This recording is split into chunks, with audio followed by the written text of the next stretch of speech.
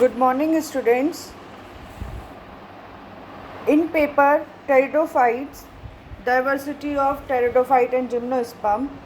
Today our topic is fossilization and type of fossils. And the study of this plant life, past plant life, is known as paleobotany. Plant life has been in existence on the earth from the past 1 billion years, and it can be made through the use of fossils. And the study of these past plant life is known as paleobotany. A fossil is an evidence of the past or life. The word fossil owes its derivation from the Latin word fodere, F-O-D-E-R-E, fodere, which means to dig, D-I-G, dig. Hence, a fossil is sometimes buried or preserved in Earth's crust, earth layer में, soil layer में, and requiring to be dug out. Thus, fossils serve as a tool for paleobotanical studies,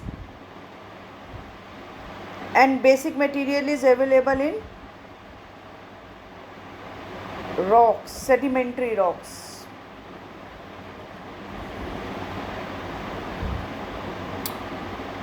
The process of preservation of living being or their part in the form of fossil is known as fossilization.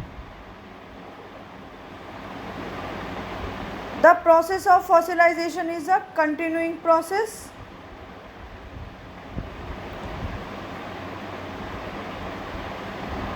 Two theories have been proposed to explain the fossilization process in plant. There are two theories for fossilization: replacement theory or infiltration theory. What is replacement theory?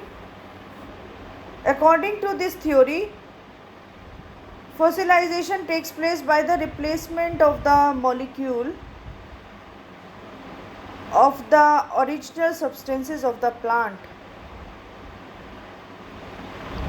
one by one by the molecules of minerals in soil solution.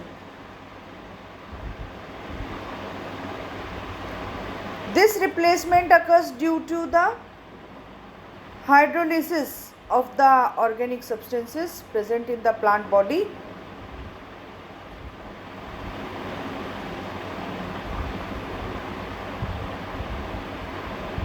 Then what is infiltration theory? According to infiltration theory, fossilization takes place as a result of infiltration or precipitations of the mineral through the cell wall. After burial, the plant body undergoes partial disintegration, and the free carbon released in this process forms carbonates by reacting with the infiltrated calcium, magnesium, etc. Fossilization by infiltration depends upon the disintegration of the organic substances present in the cell.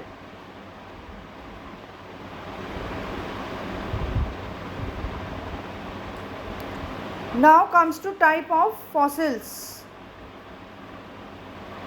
On the basis of the fossilization or nature of the fossilization, the fossils may be classified into the following types, which is compression fossils,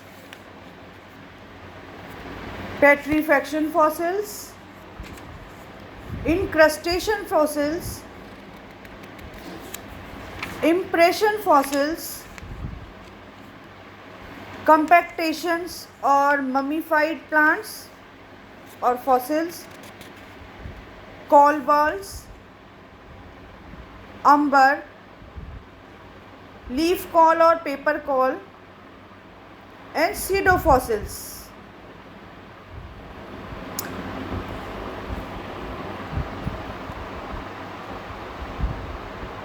I'll give you all the diagrams for this different type of fossils. What is compression fossils? These are the common type of fossils. As the name indicates, these fossils are formed as a result of burial of the plants or its parts in the sediments. The buried plant become flat due to the compression or overlying pressure of the sediments.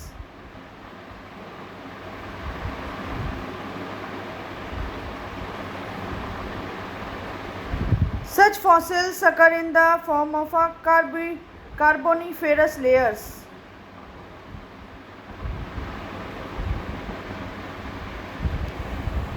Paleobotanists use compressions to study the external morphology of the plant.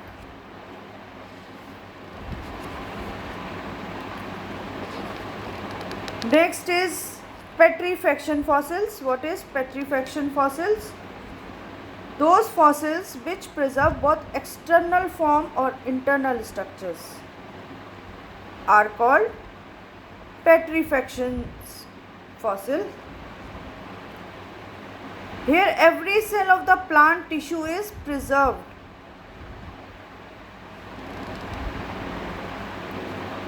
Such fossils are formed as a result of the infiltration of some 20 minerals in the form of carbonates, sulfates, silicates, phosphates, etc. in plant tissues.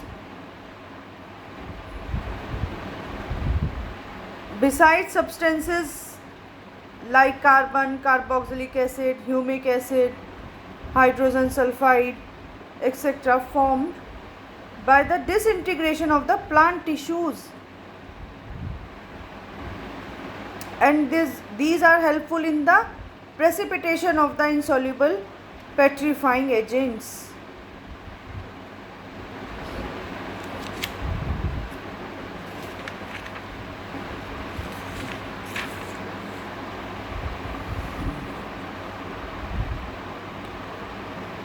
Petrifactions are rare but are most suitable for the study of the structural details. Next one is incrustation fossils. These are the commonest type of fossils suitable for the study of the morphology of fossil plants. In these fossils, external form of the plant is preserved as a crust, but the internal structure is destroyed.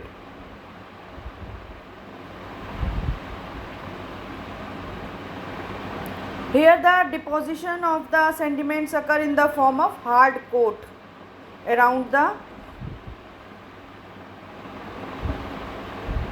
whole plant body or its part.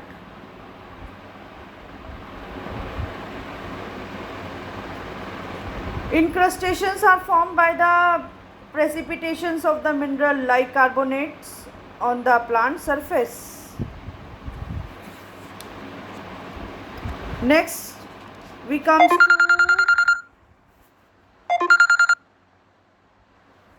impression fossils.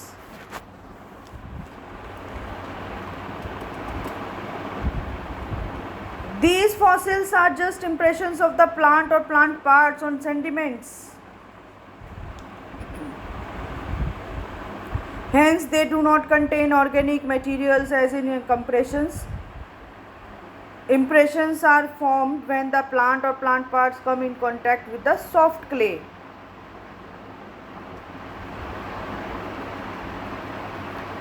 The plant material disorganizes